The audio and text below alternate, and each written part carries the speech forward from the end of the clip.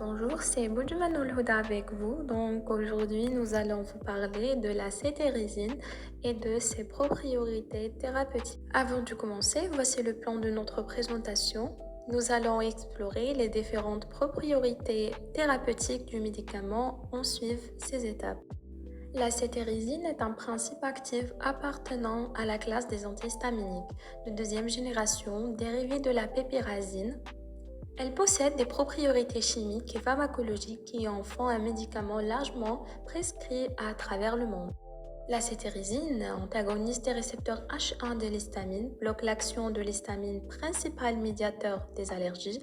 Elle limite ainsi les symptômes tels que les démangeaisons, l'inflammation de congestion, offrant une efficacité notable dans le traitement de la rhinite allergique et l'urticaire. On passe maintenant à l'étude des propriétés pharmacologiques. Donc, la cétrizine appartient à la classe des antihistaminiques H1 de deuxième génération. Cela signifie qu'elle est efficace contre les allergies d'où on limite la somnolence. Elle agit en bloc les récepteurs H1 de l'histamine, réduit ainsi les symptômes allergiques comme les démangeaisons, l'inflammation et la congestion. Elle est utilisée pour traiter la rhinite allergique, l'urticaire chronique et d'autres manifestations allergiques. Elle est rarement sédative mais peut provoquer une sécheresse buccale, fatigue et des troubles gastro-intestinaux. Son action prolongée permet une prise unique par jour, ce qui améliorerait l'observance du traitement. Voici donc les indications thérapeutiques de la cétérisine. On a la rhinite allergique saisonnière ou pérennielle comme le rhume des foins, l'urticaire chronique idiopathique soulager les démangeaisons et les éruptions cutanées, conjonctive allergique réduit les rougeurs et les larmoiements causés par les allergies, autres réactions allergiques telles que les réactions aux piqûres d'insectes ou à certains aliments en complément d'autres traitements. Bien que la cétérisine soit un médicament largement utilisé contre les allergies, elle n'est pas adaptée à tout le monde. Premièrement, allergie à la cétérisine ou l'un des composants. Si un patient est allergique à la cétérisine ou l'un de ses excipients, il ne doit pas la prendre car cela peut aggraver les réactions allergiques. Deuxièmement, une insuffisance rénale sévère. La cétérisine est éliminée par les reins. En cas d'insuffisance rénale sévère, son élimination est réduite, ce qui peut entraîner une accumulation et des effets indésirables. Troisièmement, intolérance au galactose, déficit en lactase ou syndrome de la malabsorption du galactose et glucose. Certaines formulations de cétérisine contiennent du lactose. Les patients ayant ces troubles ne doivent pas donc les prendre. Et enfin, les enfants de moins de 12 ans, chez les très jeunes enfants, l'efficacité et la sécurité ne sont pas totalement établies, sauf en cas de recommandation par un médecin. Je me présente, c'est Ouar Yasmine et on va voir les mises en garde et précautions d'emploi de la cétrizine. Premièrement, hypersensibilité. Ne pas utiliser en cas d'allergie à la cétrizine ou à des antihistaminiques similaires. Deuxièmement, fonction rénale. Précaution en cas de troubles rénaux sévères. Ajustement de la posologie possible. Troisièmement, fonction hépatique. Utiliser avec prudence en cas de maladie du foie. Ajustement posologique possible. De plus, la cétrizine peut provoquer de la somnolence, donc ne pas conduire ni utiliser de machine si effet secondaire présent. Pour les enfants, posologie adaptée en fonction de l'âge et consultation médicale pour les jeunes enfants. Pour les femmes enceintes, utilisez la cétrizine uniquement si nécessaire sous conseil médical.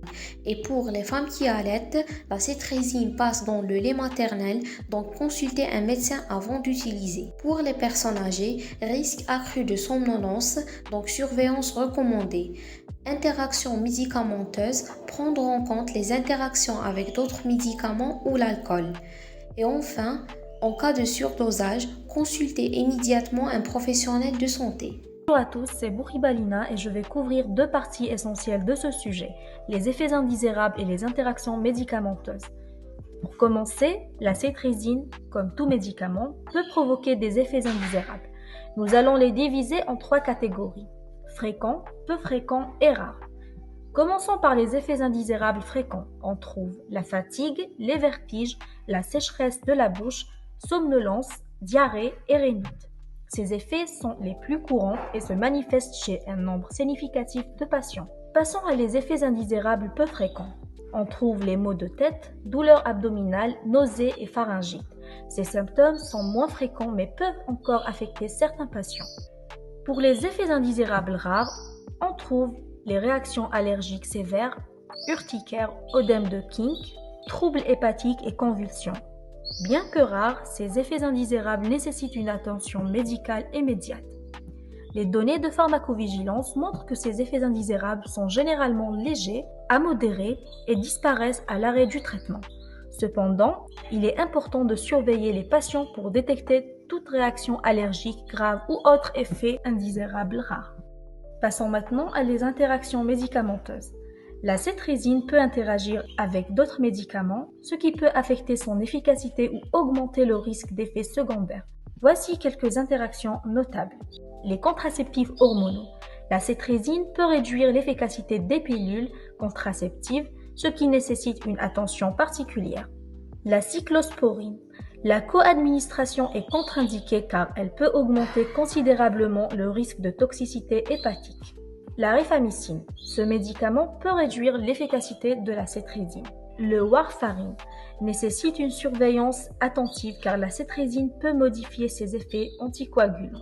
Les autres antihistaminiques. L'association avec d'autres antihistaminiques, qu'ils soient oraux ou topiques, n'est généralement pas recommandée en raison du risque de sédation excessive et d'augmentation des effets indésirables. Les médicaments déprimant le système nerveux central. L'utilisation concomitante de sédatifs, anxiolytiques ou certains antidépresseurs peut accroître la somnolence et altérer la concentration.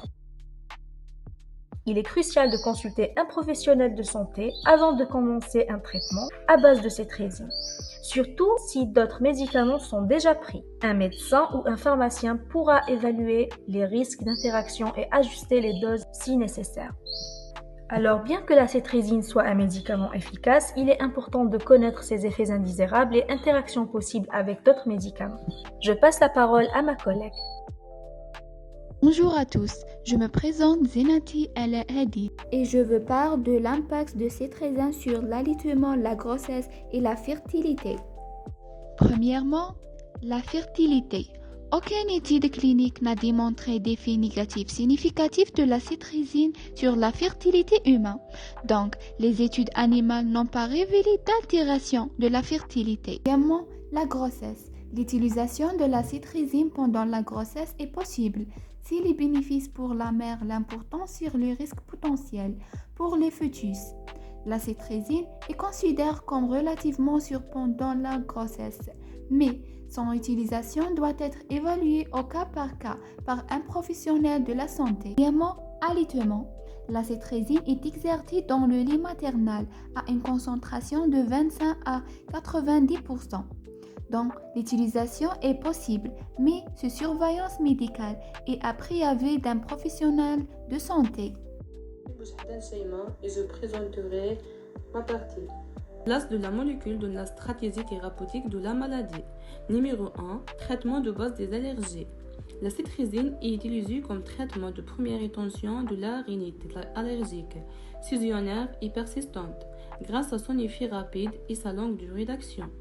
Elle est recommandée comme option principale pour traiter l'urticaire chronique spontanée avec la possibilité d'augmenter la dose en cas de résistance. Numéro 2. Efficacité sur les symptômes allergiques. Elle contrôle les symptômes cutanés tels que les démangeaisons causées par l'eczéma ou l'urticaire. Elle soulage les symptômes de la conjonctivite allergique et les réactions allergiques provoquées par certains aliments ou piqûres d'insectes. Numéro 3. Supériorité par rapport aux autres antihistaminiques. Elle se distingue des antihistaminiques de première génération par ses effets détatifs réduits, ce qui la rend adaptée à un usage quotidien. Elle présente une efficacité égale ou supérieure à celle des antihistaminiques de deuxième génération, comme la loratadine, avec un effet plus rapide et plus durable. Numéro 4. Recommandée à l'échelle internationale.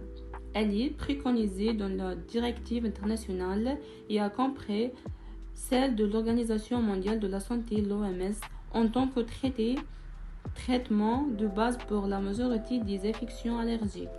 Encore une fois, c'est moi, Zinati El Adil. En conclusion, on peut dire que la cétirizine est une antihistaminique efficace et bien tolérée, avec peu d'effets sédatifs. Son utilisation pendant la grossesse et l'allaitement est possible sous surveillance médicale. Aucune preuve n'indique un impact négatif sur la fertilité. Toutefois, son usage doit être évalué au cas par un professionnel de la santé. Et voici les sources que nous avons utilisées. Merci pour votre attention et bonne journée.